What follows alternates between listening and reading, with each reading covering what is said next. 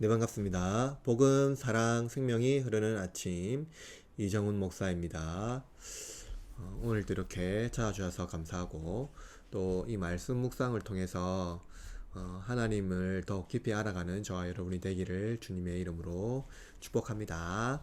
오늘 아침은 신명기 9장 13절에서 29절 말씀이고 모세와 같은 그리스도라는 주제로 함께 아침을 열고자 합니다.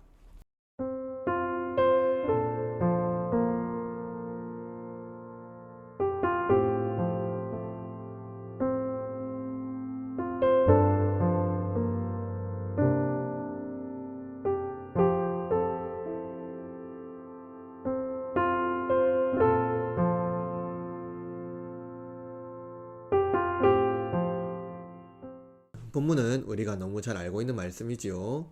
이 모세가 시내산에 올라가서 하나님의 언약인 율법을 받는데 이스라엘은 그 시간을 참지 못하고 우상을 만들어 섬겼습니다. 아론은 대제사장임에도 불구하고 하나님의 형상을 상상하여 만들어냈습니다. 아론의 행동은 하나님과 아브라함과 했던 언약의 파기를 불러일으켰습니다. 하나님은 노아의 시대와 같이 모세를 통해 다시 새로운 민족을 시작할 것을 예고했습니다. 그러나 모세는 자신의 생명을 걸고 하나님의 진노를 자신에게로 돌이키며 이스라엘의 죄를 위하여 기도합니다. 죄에 대한 하나님의 진노는 아주 강렬합니다. 하나님은 죄를 미워하시죠. 언약에 신실하신 하나님께서 그들과 맺은 언약을 파기하려는 것은 하나님의 진노가 얼마나 큰지 보여줍니다. 이처럼 하나님은 죄에 대하여 심판하시며 자비를 베풀지 않으십니다. 죄란 하나님의 주신 능력을 잘못된 방향으로 사용하는 것이죠. 아론은 하나님의 형상을 만들어서 이스라엘 사람이 만족하는 수단으로 하나님의 신적 능력을 사용하려고 한 것입니다. 죄란 마땅히 하나님께 돌아가야 할 영광을 인간이 왜곡되게 사용함으로써 스스로 하나님의 영광을 탈취하는 것입니다.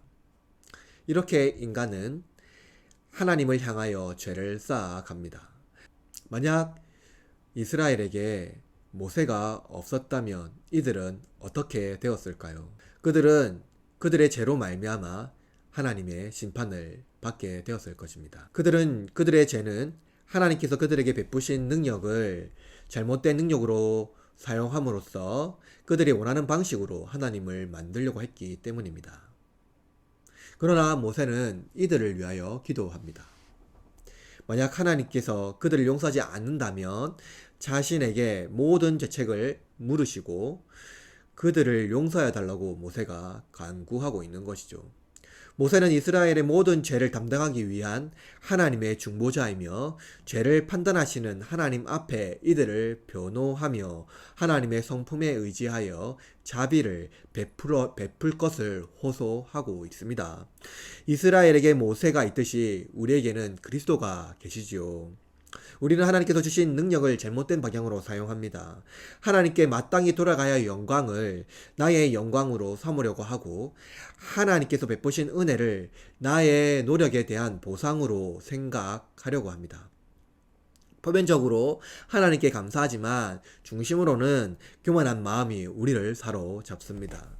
하나님의 뜻을 먼저 생각하고 순종하기보다는 내가 하나님의 형상을 상상하여 만들고 하나님은 용서하고 신실하며 나의 소원을 들어주시는 분이기 때문에 언제든지 내가 원하는 방식으로 예배할 수 있다고 생각하는 것이죠.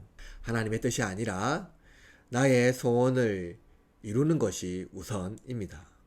그러나 여러분, 하나님은 그의 선하심과 신실하심 그리고 은혜로우신 분이기 때문에 우리의 죄를 용서하지 않으십니다.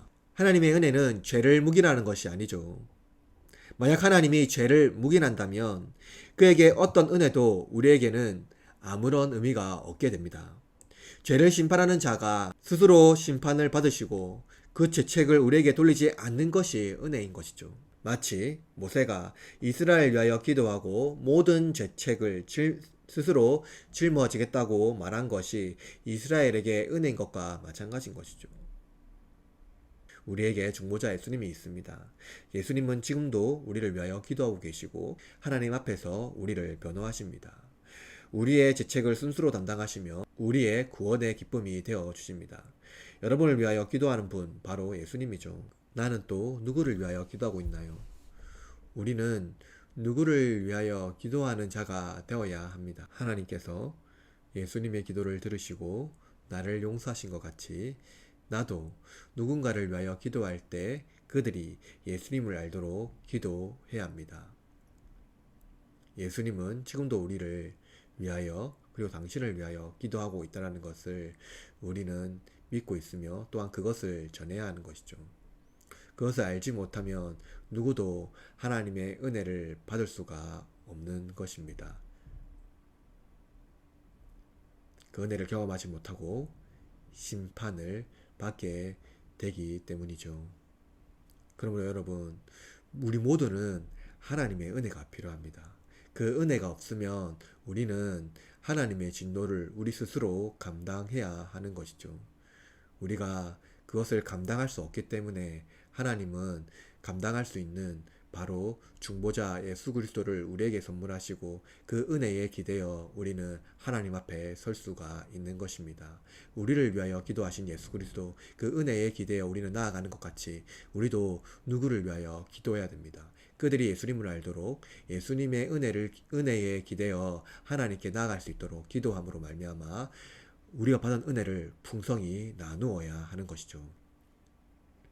우리의 중보자가 예수님인 것 같이 지금도 여전히 우리를 위하여 기도하신 그분을 우리는 우리의 이웃들에게 전하며 함께 기도하며 나가야 합니다. 이스라엘에게 모세가 있었듯이 우리에게는 예수님이 있습니다.